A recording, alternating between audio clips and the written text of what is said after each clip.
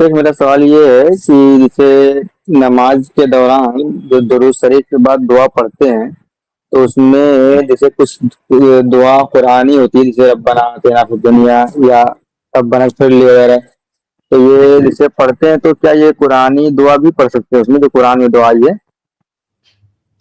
دیکھیے، تشہد میں سب سے پہلے آدمی کو تحیات پڑھنا چاہیے. آخری تشہد میں سب سے پہلے تحیات پڑھیے، پھر درود شریف پڑھیے، پھر جو دعائیں مذکور ہیں اللہم انی ظلمت نفسی ظلما کثیرا ولا یغفر الذنوب، یہ دعا پڑھیے. پھر اس کے بعد اللہم انی اعوذ بک من عذاب القبر واعوذ بک من فتنة المسیح الدجال، یہ دعا پڑھیے. اس کے بعد آپ کو جو دعا مانگنی ہو سب دعائیں کیجیے، چاہے وہ قرآن کی آیات ہوں یا احادیث نبویہ ہوں، حتیٰ کہ آپ اپنی زبان میں بھی دعا کر سکتے ہیں. اللہ کے رسول صلی اللہ علیہ وسلم نے فرمایا وَلْيَتَخَيَّرْ مِنَ الدُّعَاءِ مَا يَشَاءُ، کہ بندہ اس کے بعد یعنی تحیات اور اس کو پڑھ لینے کے بعد درود پڑھنے کے بعد جو اس کو دعا اچھی لگتی ہو وہ دعا کرے.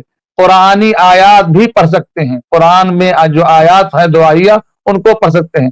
رکوع میں اور سجدے میں قرآن پڑھنا منع ہے، لیکن وہاں بھی رکوع اور سجدے میں اگر کوئی نفلی نماز پڑھتا ہے تو رکوع اور سجدے میں بھی ان آیات کو پڑھ سکتے ہیں جو کہ دعائیہ ہیں، دعا کے کلمات ہیں، دعا سمجھ کر، جیسے ربنا آتنا فی الدنیا حسنہ وفی الآخرۃ حسنہ وقنا عذاب النار.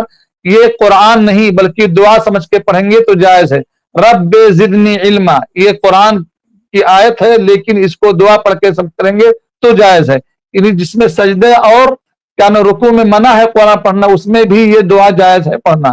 قرآن کی وہ آیات جو دعائیہ ہیں اس کو بطور دعا پڑھ سکتے ہیں.